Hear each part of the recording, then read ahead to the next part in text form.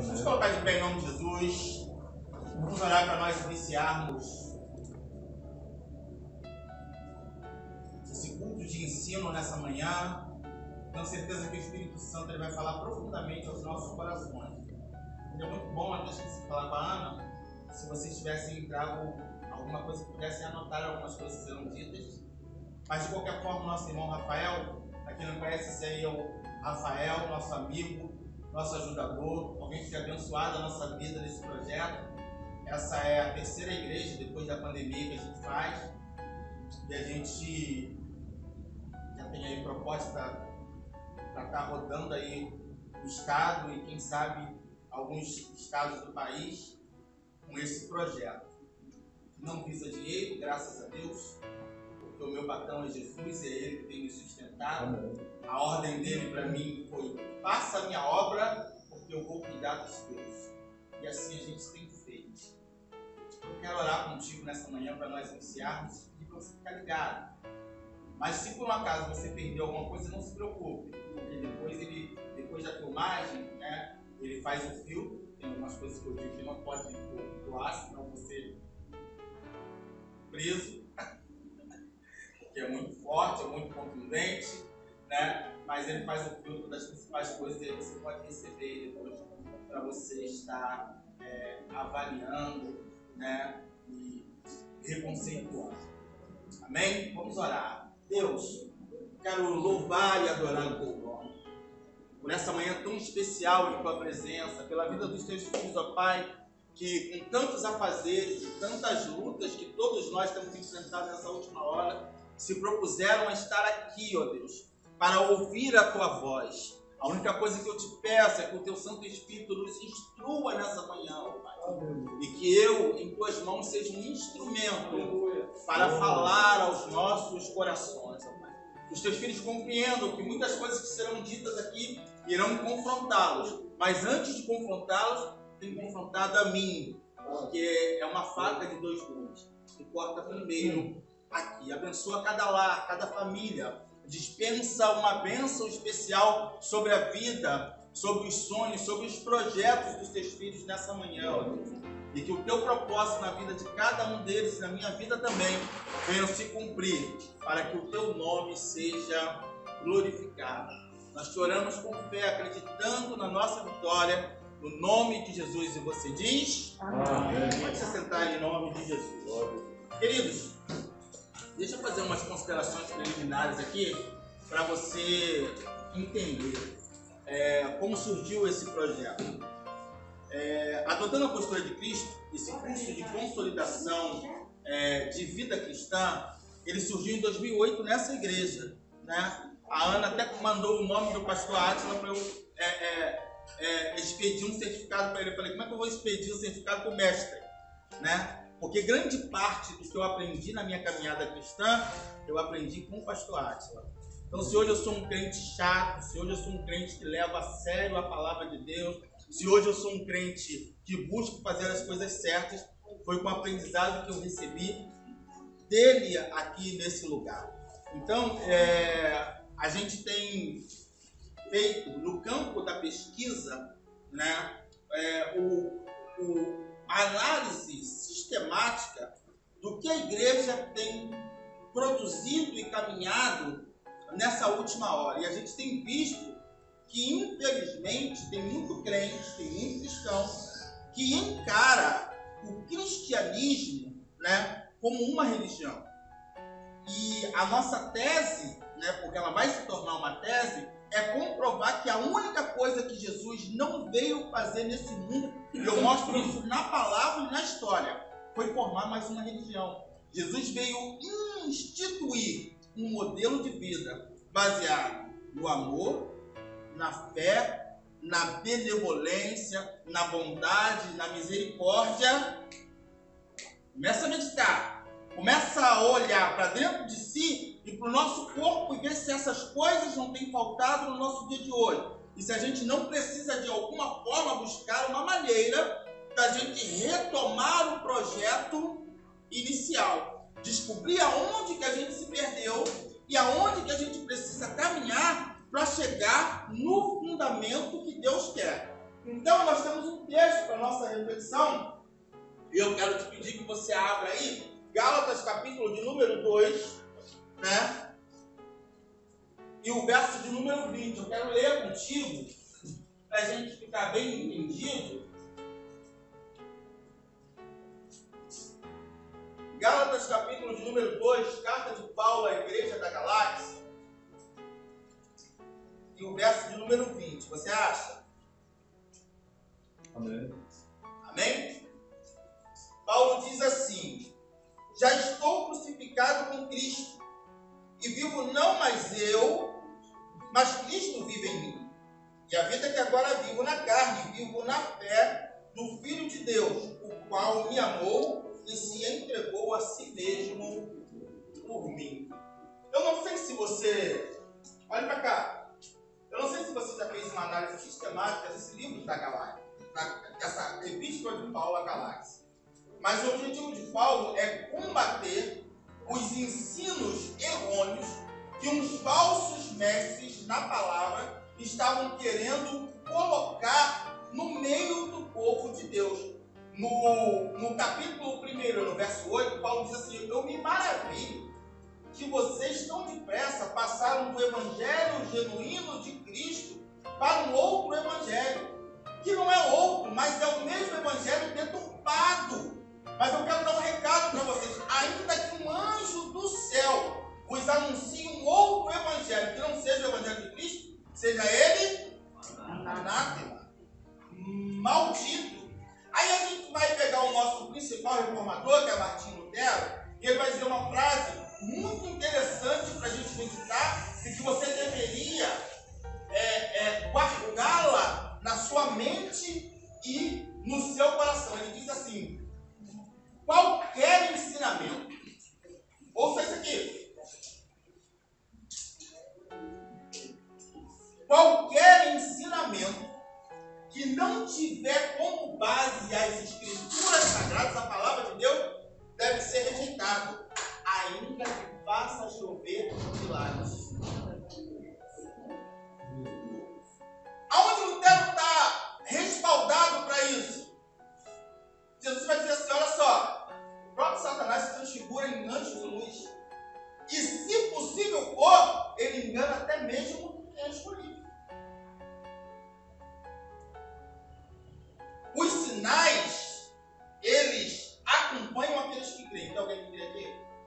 Sinal vai atrás de você. Não precisa ir atrás do sinal. O sinal vai atrás de você.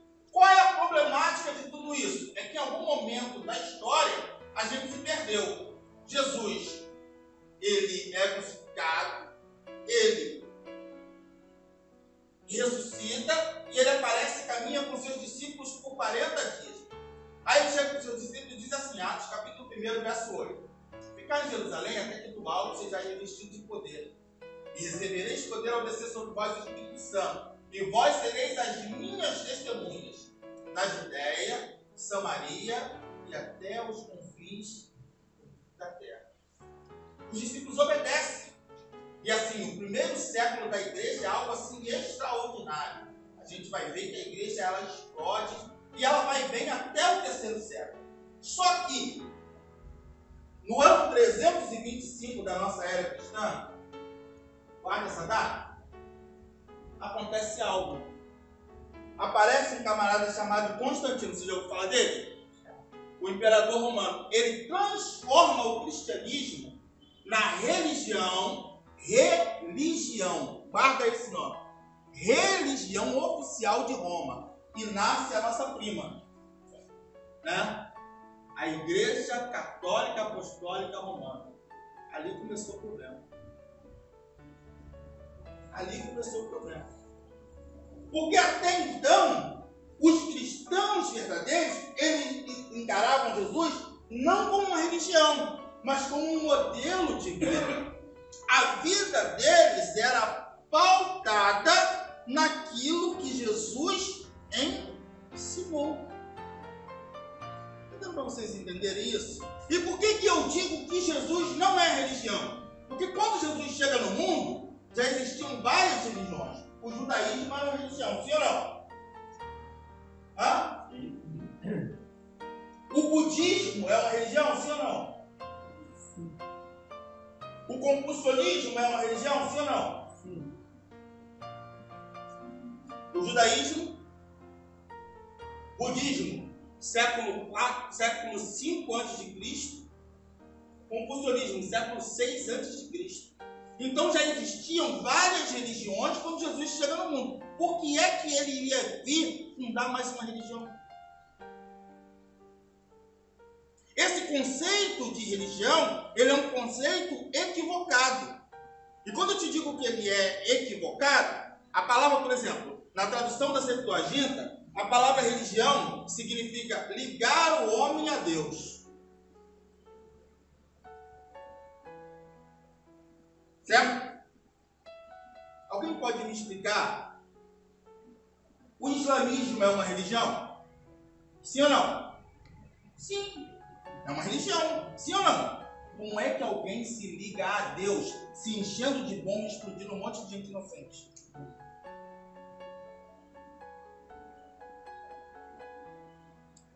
Já pararam para pensar nisso? Como é que alguém se liga a Deus dessa forma? E tantos outros equívocos que a religião comete. Só que a gente também, por encarar o cristianismo e Jesus como uma religião, a gente também passou a viver vários equívocos dentro dessa fé que deveria ser genuína naquilo que Cristo veio fazer. Naquilo que Cristo veio ensinar. Quando Jesus disse assim, quando Paulo disse assim, eu já estou crucificado com Cristo e vivo não mais eu, mas Cristo vive em mim, Paulo está dizendo para mim e para você que agora os pensamentos, as ações, as palavras dele, elas são direcionadas por Cristo. Escute isso aqui. É óbvio que a crucificação de Paulo aqui, ela não é algo literal. Ela é uma figura de linguagem que expressa que agora a vida dele é direcionada por Cristo. Pastor, Marcos, como você queira me chamar, mas isso tem respaldo bíblico para a gente viver? Pense comigo. João escreve a sua primeira epístola, no capítulo 2, no verso 6, ele diz assim: aquele que diz estar nele, também deve andar como ele andou.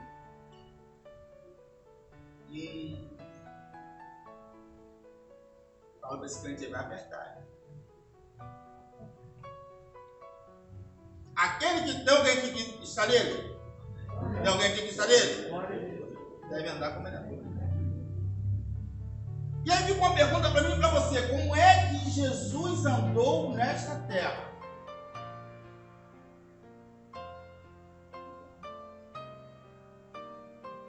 Tempo para refletir. Como é que Jesus andou nessa terra?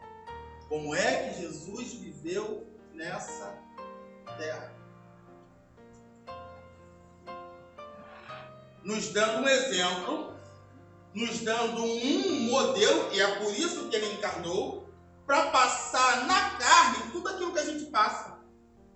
A Bíblia diz que ele estava sujeito às mesmas paixões, às mesmas tentações, ele tinha dores, ele tinha fadiga, ele tinha angústia, ele tinha medo, como eu e você temos.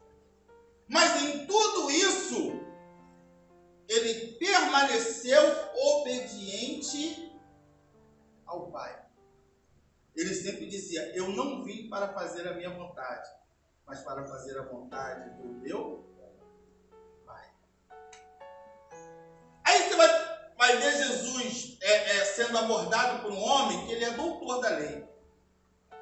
Capítulo 3 de João. A Bíblia fala de um homem chamado Nicodemos. Quem já ouviu essa história, ou já leu, ou já... Capítulo 3. Nicodemos chega para Jesus e ele vai ter com Jesus à noite. Você nunca se perguntou por que ele foi à noite? Por que ele foi à noite? Porque durante o dia, se alguém visse ele falando com Jesus, ele ia ser destituído da sinagoga, porque ele era um dos principais da sinagoga. Jesus não estudou em lugar nenhum. vai se consultar com alguém que não estudou em lugar nenhum. A sabedoria de Jesus, ela era divina, ela vinha do alto. O entendimento de Jesus era um entendimento gerado pelo Espírito Santo. Jesus não tinha um diploma acadêmico como Nicodemos tinha. Então ele vai ter de noite porque ele tem medo do que as pessoas vão pensar dele. Ele é uma pessoa que ainda vive pautado naquilo que as pessoas dizem. Aí ele chega para Jesus e diz assim: bom mestre, o que é que eu devo fazer para entrar no reino de Deus ou no reino dos céus? Jesus disse para ele: é necessário nascer de novo. Ficou turbado. Rapaz, é um camarada inteligentíssimo, doutor da lei, conhecia tudo. Ele ficou turbado. O texto diz que ele pergunta para Jesus: como é que é esse negócio? Como é que eu vou nascer de novo? Eu vou voltar com ele, eu sou um homem velho. Estima-se que ali, Nicodemos tem entre 45 e 55 anos, porque ele faz parte do Sinédrio, né? Precisava ter mais de 40 anos. Ele era doutor da lei, né? Então ele já era um homem velho de fato. Ou voltar ao ventre da minha mãe, Jesus falou: não. Tem que nascer da água e do Espírito. Quando a gente entende isso, quando esse entendimento penetra no nosso coração, a gente se desprende da ritualística gerada pela religião e a gente percebe que o simples fato de frequentar uma igreja não nos torna corpo de Cristo.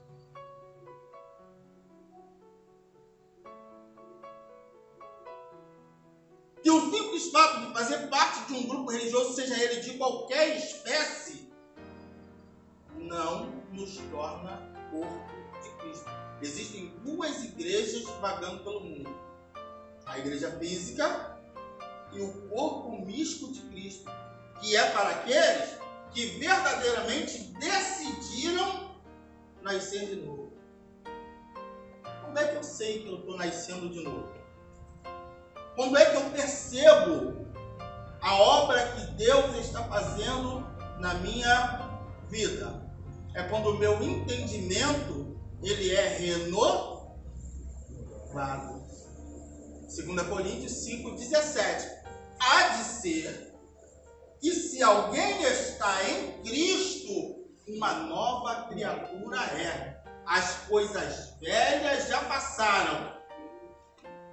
E este tudo se fez novo. Me diz que tu me entende nessa manhã. Perdão. Me diz que você compreende aquilo que o Espírito Santo está tratando conosco. Aí esse período aqui, ele vai durar de 325 a 1517. Nasce a nossa prima, Igreja Católica Apostólica Romana, que comanda o mundo por 1.200 anos. Irmão Arlindo, 1.200 anos. Você sabe como o mundo e a história chamam esse período? Idade das Trevas. Opa! Peraí. Como é que uma igreja está comandando o mundo e esse período é conhecido como Idade das Trevas? Vocês não acham que tem alguma coisa de errado, não? Hã?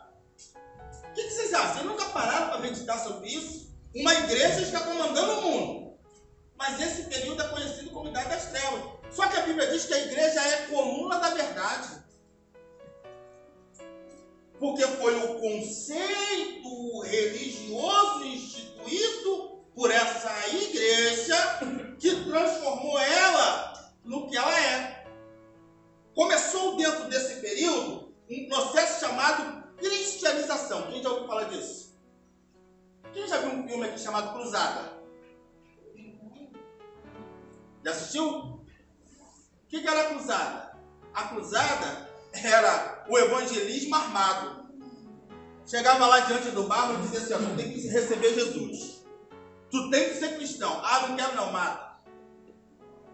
Você não tem noção de quantas pessoas foram queimadas vivas. Você não tem noção de quantas pessoas morreram ao fio da espada nesse período. Instituíram uma corte chamada Santa Inquisição. Quem já ouviu falar? De santa só tinha o nome. Era só o nome de santo. Ela não tinha nada de santo. Mataram a torto e a direita, mundo afora, em nome de...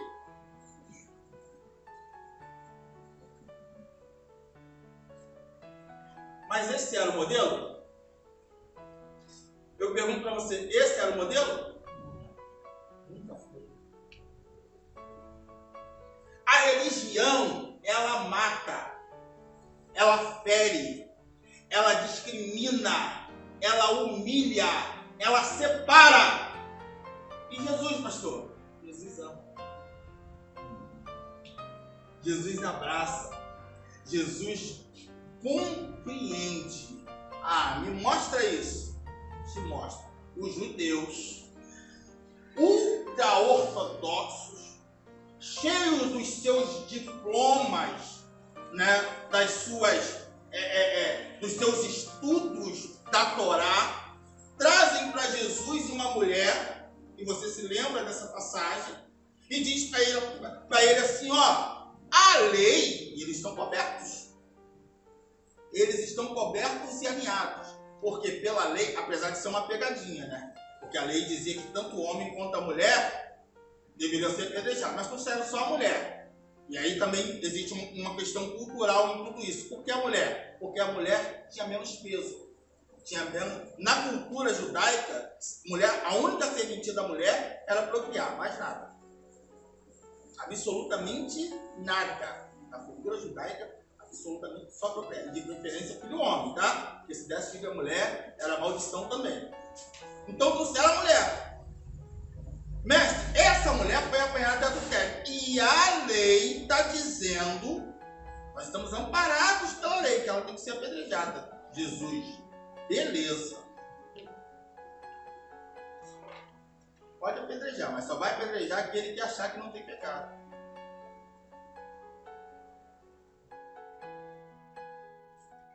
Tempo para reflexão.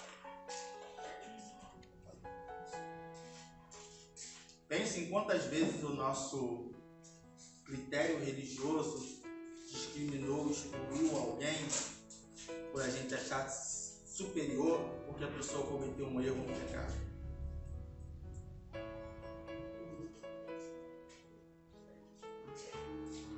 Aí Jesus disse assim, aquele que achar que não tem pecado, que atire a primeira pedra. E aí eu começo a entender que antes de observar o pecado dos outros, eu preciso olhar para dentro de mim. Porque o Paulo que está dizendo para mim e para você que ele está crucificado com Cristo e que vive não mais ele, mas Cristo vive nele, ele tem uma palavra para mim e para você. Abra ela aí, por gentileza.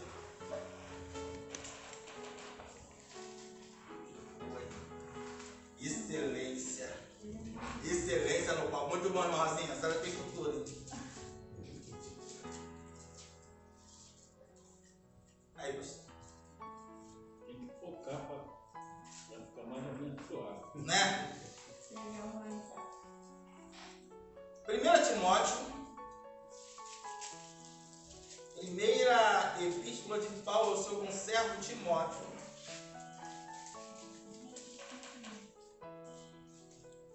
capítulo 1,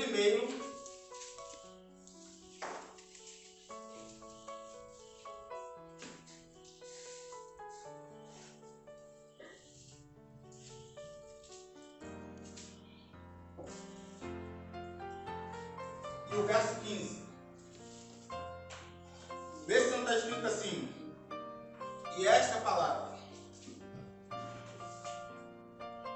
é fiel e digna de toda a aceitação, que Cristo Jesus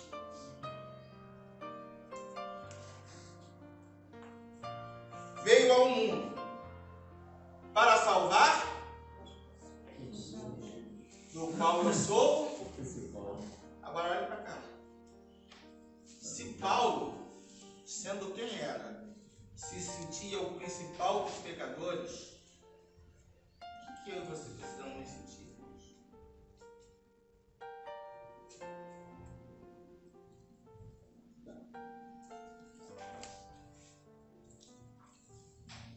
Ai, dependentes completos da graça de Deus. Qual é o problema? Qual a implicação disso tudo? É que a gente não tem imitado o modelo. Sim ou não? Aí Paulo escreve um outro texto, que é o contratema da nossa segunda palestra, mas eu vou citá-lo agora. Romanos capítulo 12, versos 1 e 2. Romanos capítulo 2, versos 1 e 2.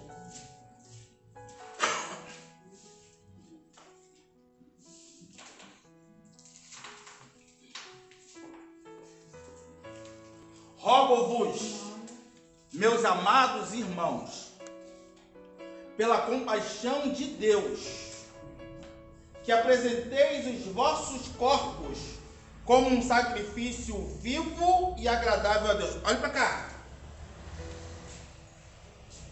Por que Paulo fala de sacrifício vivo? Você nunca se fez essa pergunta, não? Porque sacrifício de morte quem fez foi Jesus. Sacrifício de morte por nós, quem fez foi Jesus. Eu agora preciso me sacrificar em vida. Agora presta atenção. Esse sacrifício não é a ritualística que a gente está acostumado. Não é disso que Paulo está dizendo. Tem gente que faz 365 dias de jejum por ano, mas não obedece a palavra. Não resolve. Camarada sobe o ano todo um monte, mas não obedece a palavra. Também não resolve. Aí o Espírito Santo me inspirou com força. Se você quiser, anote essa frase, porque ela com certeza vai te trazer a reflexão. Quando o rito precede a obediência, a máscara da pseudo-religiosidade cai, revelando a ausência da santidade. O que acontece, meu pastor? Tem gente que sacrifica demais, mas obedece de menos. Ou então não obedece. E está crente que está agradando a Deus. Paulo está dizendo, eu rogo a vocês. Não é por mim, não, é pela compaixão de Deus. Por quê? Porque isso vai fazer a diferença na vida de vocês. Paulo está dizendo, pela compaixão de Deus, que apresenteis os vossos corpos como um sacrifício vivo e agradável a Deus, que é o vosso culto racional. Ei, olha para cá. Por que culto racional? É um culto com inteligência. Racionalidade. Eu preciso saber o que eu estou fazendo aqui nessa manhã. Não, eu vim porque senão o pastor não ia gostar porque eu faltei. Não deveria nem ter vindo. Eu vim porque senão a minha líder não ia gostar se eu não viesse. Não deveria nem ter vindo. Não, eu vim porque Jesus disse que eu preciso crescer na graça e no conhecimento de Deus. Jesus disse que o povo dele tem sido destruído por falta de conhecimento. Eu vim porque Jesus disse, João 5,39, examinai as Escrituras, porque creiais ter nela a vida eterna, e são elas que testificam de mim. Eu vim porque eu preciso conhecer mais de Jesus, porque quanto mais eu me aproximo do sol da justiça, mais eu estarei pronto para iluminar esse mundo, queridos. Conseguindo entender isso? Aí vem o segundo versículo de Romanos 12, o verso primeiro. No segundo ele diz assim: e não vos conformeis com este mundo.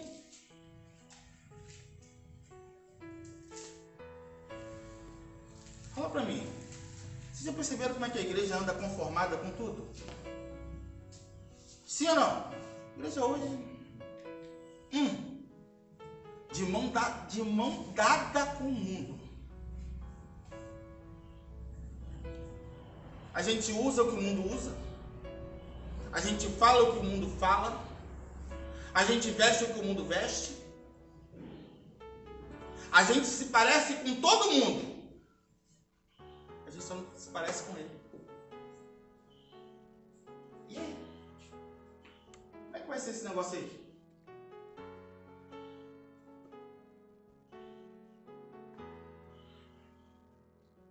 Ah, pastor, mas os tempos evoluíram, não é isso, pastor? Que a gente ouve? O senhor não ouve isso? Não, pastor, não é bem assim não, os tempos evoluíram. Mas a Bíblia não mudou não. O que era pecado há 10 mil anos atrás continua sendo pecado hoje. Glória a Deus. Nada mudou. Nada mudou. O que mudou foi a nossa capacidade de não se conformar com o mundo. É o que Paulo está dizendo para a gente. E não vos conformeis com este mundo, mas transformai-vos pela renovação do vosso entendimento. Aqui, ó. O nascer de novo começa aqui, ó. É um pensamento que tem que ser renovado. Esse primeiro processo da saída da religião, ele vai trazer para mim e para você uma compreensão de que eu tenho um modelo para ser seguido. Quem é esse modelo, irmãos? Jesus Cristo. O nome desse primeiro processo, na minha e na sua vida, chama-se conversão. Que no original grego quer dizer, eu estou indo numa direção e eu me volto e vou em outra. Na direção de quem? Na direção dele. Então, transformai-vos pela renovação do vosso entendimento, para que possais compreender qual seja a boa, perfeita e agradável vontade de Deus. Quantas pessoas estão há 10, 15, 20, 30, 50 anos na igreja e ainda não conseguiram viver a boa, perfeita e agradável vontade de Deus nas suas vidas? Por que isso acontece? Porque estão vivendo de acordo com o curso desse mundo, acreditando que o simples fato de estar na igreja, não, eu vou lá, ouça a palavra, sou simpatizante. Jesus não trabalha com simpatizante, Jesus trabalha com servos. Jesus nos chamou para ser filhos, mas a todos aqueles que o receberam, deu-lhes o poder de serem feitos filhos de Deus, a saber, os que creem no seu nome. Aí a religião criou um outro conceito. Você já ouviu a pessoa dizer assim, o camarada está lá na banda, aí diz assim, sou filho de Deus. Não, criatura. Filho de Deus é só quem recebe, crê e obedece a Jesus. Só que são verdades que se a gente for falar no altar, tem que falar em sala de aula assim. Se a gente for falar no altar, a gente vai ser apedrejado. Mas é uma realidade. Não existe filho de Deus fora de Jesus. Fora de Jesus a pessoa é criatura.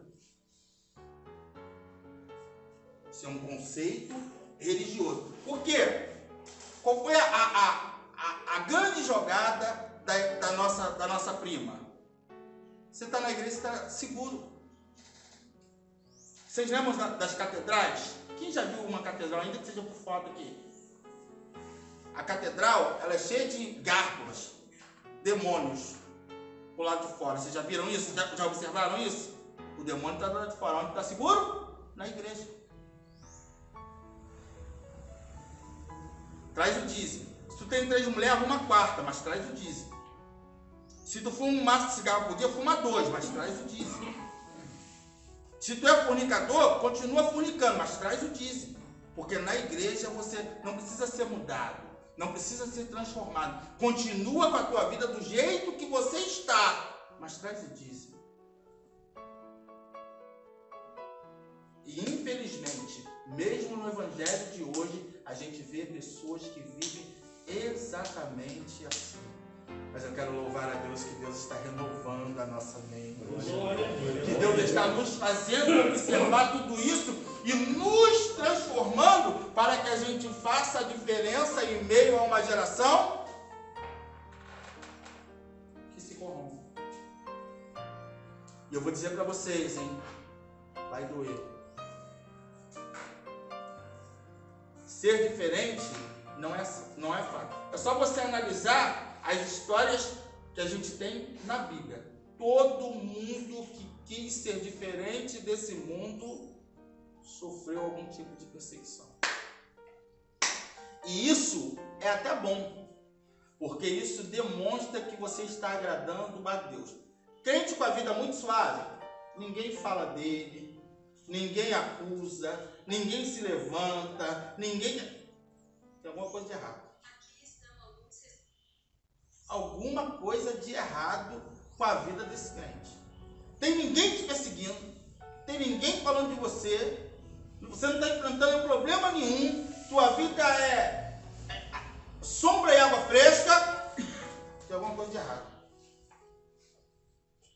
E não é com ninguém não, é contigo. É contigo. Então esse primeiro processo, ele é importante a gente avaliá-lo. Por quê? Porque ele fala de algo intrínseco. É a descoberta daquilo que eu preciso melhorar. Porque o mundo melhora quando eu melhoro. Tem gente que quer tanto transformar o mundo, mas não percebeu que o mundo melhora a partir da minha melhora, a partir da minha perspectiva de vida. E principalmente, quando a minha perspectiva ela transcende essa vida aqui.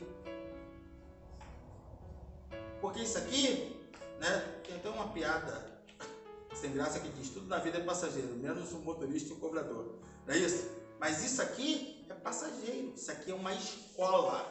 É aqui que a gente se prepara para a eternidade. Então, quando Jesus está lá e Paulo traz esse conceito falando para Nicodemos que ele precisa nascer de novo, ele está ensinando para os seus leitores futuros qual é o caminho para você encontrar com ele na eternidade. É nascer de novo. É mudar o conceito que ao longo de séculos foi incutido dentro da gente. Que a gente pode continuar fazendo as mesmas coisas, sendo a mesma pessoa, que tudo vai dar certo no final. Não vai. Não vai. Eu preciso ser transformado. Quando, pastor? Sempre. Todo instante. Todo instante. Cada momento que Deus me dá a oportunidade. Hoje foi mais um dia que Deus nos deu. A oportunidade de melhorar. Se a gente não encarar a vida cristã dessa forma, a nossa vida vai ser uma mesmice sempre. E, consequentemente, uma vida de frustração. Quantas pessoas frustradas estão vivendo no nosso meio?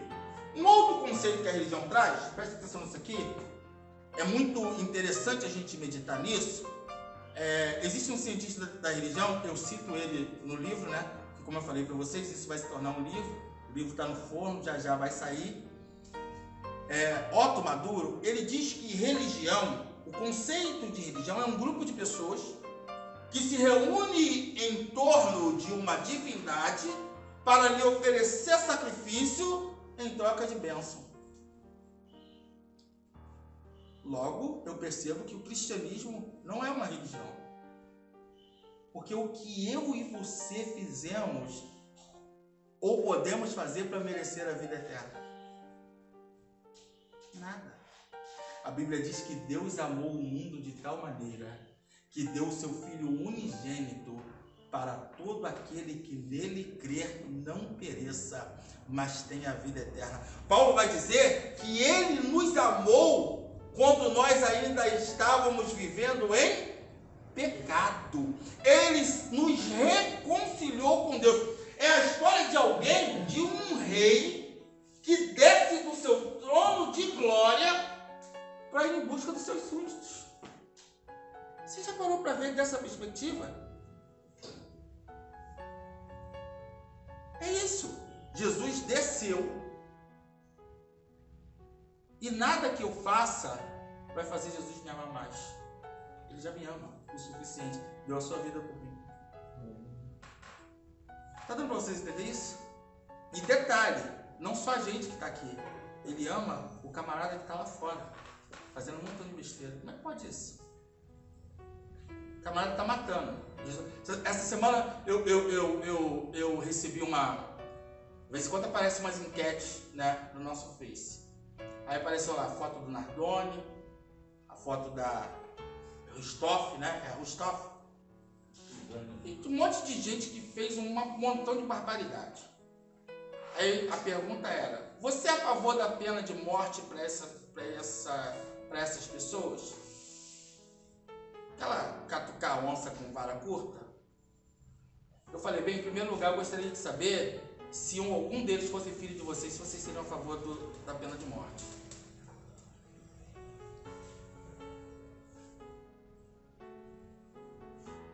Que é muito fácil condenar os outros. Quando é a gente. Segundo, eu acho que cabia para eles a prisão perpétua, pelos crimes que cometeram, para eles terem tempos de se arrepender. Porque se eles se arrependerem de verdade, vão pagar o preço deles aqui na terra, que é a prisão perpétua, mas vão ter um encontro com Cristo. Porque o mesmo Jesus que morreu pela minha vida, que de repente, eu não sei vocês, tem gente que se sente muito bom. Eu, às vezes, fico me perguntando o que Jesus viu em mim. Eu fico me perguntando, Jesus, o que é que o Senhor viu em mim? Eu não me salvaria a mim mesmo, mas aprove ele me amar, te amar, né? Mas o mesmo Jesus que morreu por mim, morreu por eles também. Porque é por toda a humanidade. Então, assim, nenhum sacrifício que eu faça vai fazer Jesus me amar mais.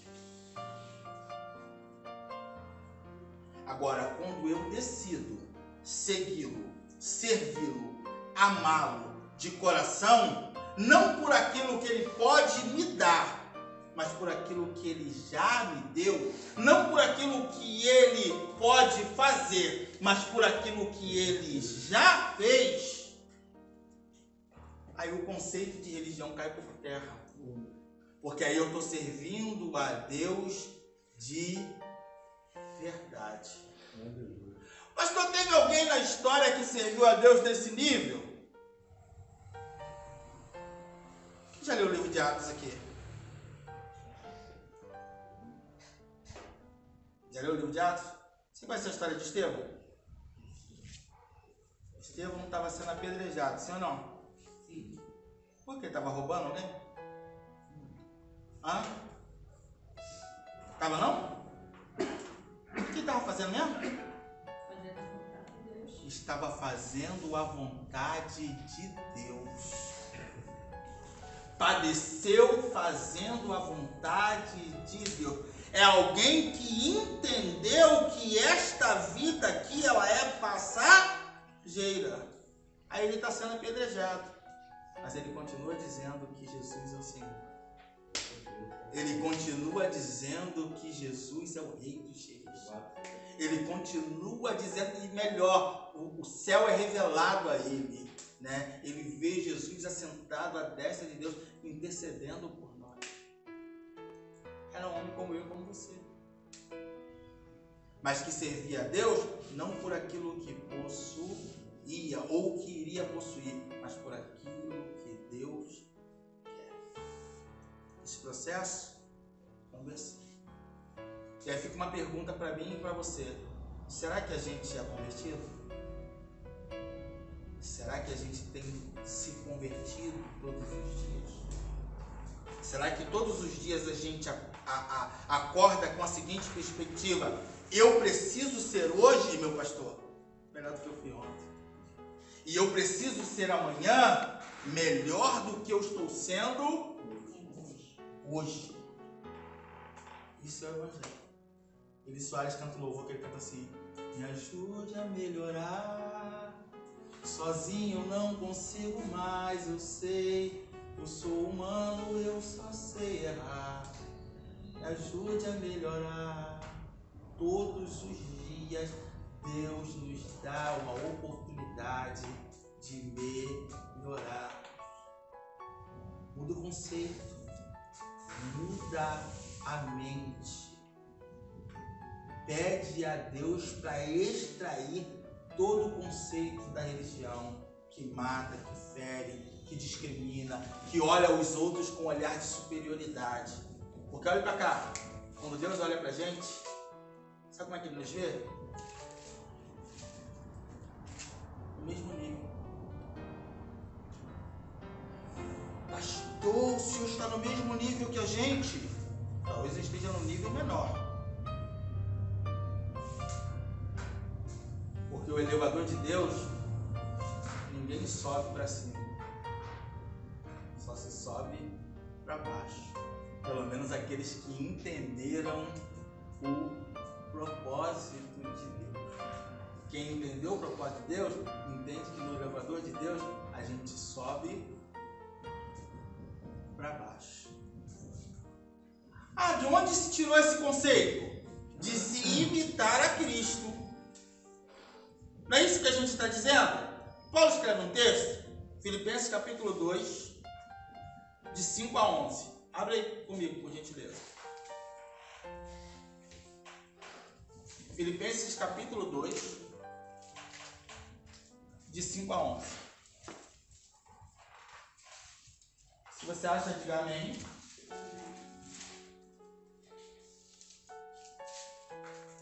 De sorte que haja em vós o mesmo sentimento que houve também em Cristo. Olha para cá. Qual é o sentimento que tem que haver em mim e em você? O mesmo sentimento que houve nele. Isso é você replicar uma personalidade. Isso é você replicar um caráter. De sorte que haja em vós o mesmo sentimento que houve em Cristo Jesus, que estando na condição de Deus, não teve nem por usurpação ser igual a, mas aniquilou-se a si mesmo, tomando a forma de servo. E sendo em forma de servo, foi até a morte, e morte de cruz. Ei! Ele disse assim: o Filho do Homem não veio para ser servido, mas ele veio para servir.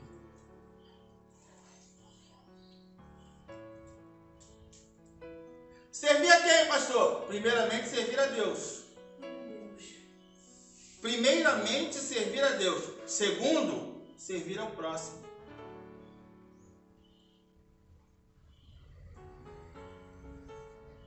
Não era isso que Jesus fazia? Acolhia todo mundo, cuidava de todo mundo, estendia a mão para todo mundo. Aí a semana veio uma outra enquete, o pessoal gosta, o pessoal catuca na internet. Perguntaram assim: você faria bem a alguém que te prejudicou muito?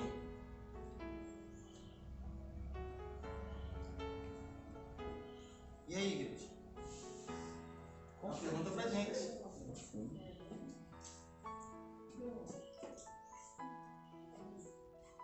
Faria ou não faria? Tempo para reflexão. A pessoa te magoou, te espizinhou, te humilhou. Você faria bem ela?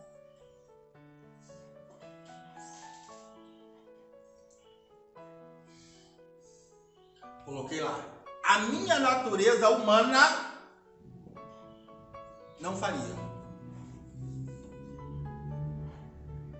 Porém, como o Espírito Santo está gerando uma nova natureza em mim, eu já não vivo mais eu, mas Cristo vive em mim. O meu modelo de vida agora é Jesus. Eu preciso buscar em Deus força para ajudar, não uma vez, mas quantas vezes for necessário. Os discípulos chegaram para Jesus e falavam assim: Senhor, até quantas vezes pecará o meu irmão contra mim e eu o perdoarei? Até 7? Jesus disse: não te digo que até 7, mas até 70 vezes 7. Aí ele diz outra coisa para ensinar pra gente, porque Jesus está ensinando pra gente, tá, irmão? Ó, não estou inventando nada não, tá na tua Bíblia tudo isso, tá? Ele diz outra coisa pra gente. Vocês ouviram o que disseram os antigos. Se qualquer lhe bater na face direita, dele também a esquerda. E se quiser que caminhe com ele 1 milha, vá com ele 2. E se alguém quiser lhe tomar a túnica, dele também a capa.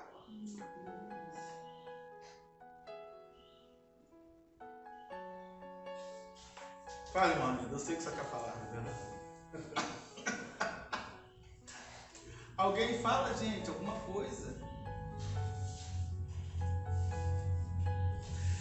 Há 50 anos atrás, o pastor Martin Luther King, ele disse uma frase para a gente meditar. Ele disse assim: o mundo está do jeito que está, porque o cristianismo não tem sido suficientemente cristão.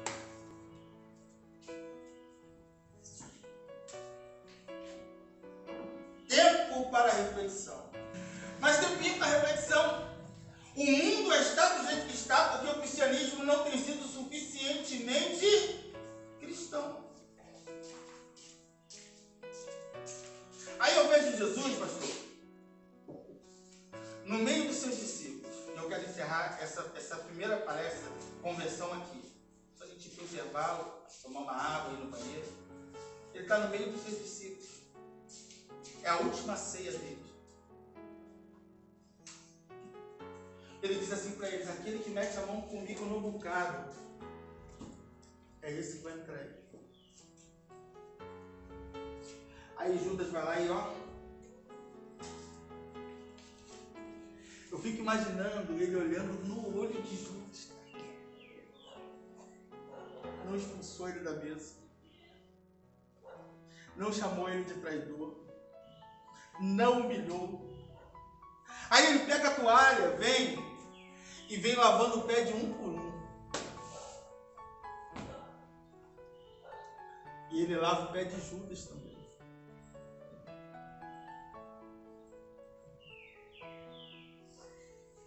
Está vendo por que não é fácil seguir esse modelo? Porque ele confronta a nossa natureza. Porque a nossa natureza quer revidar. A nossa natureza quer dar um troco. A nossa natureza quer pegar na esquina. Quer dar... quer a vingança.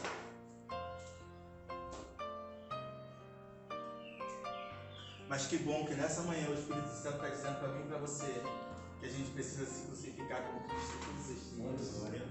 E que Ele precisa renascer todos os dias dentro de mim e dentro de você. Amém, queridos?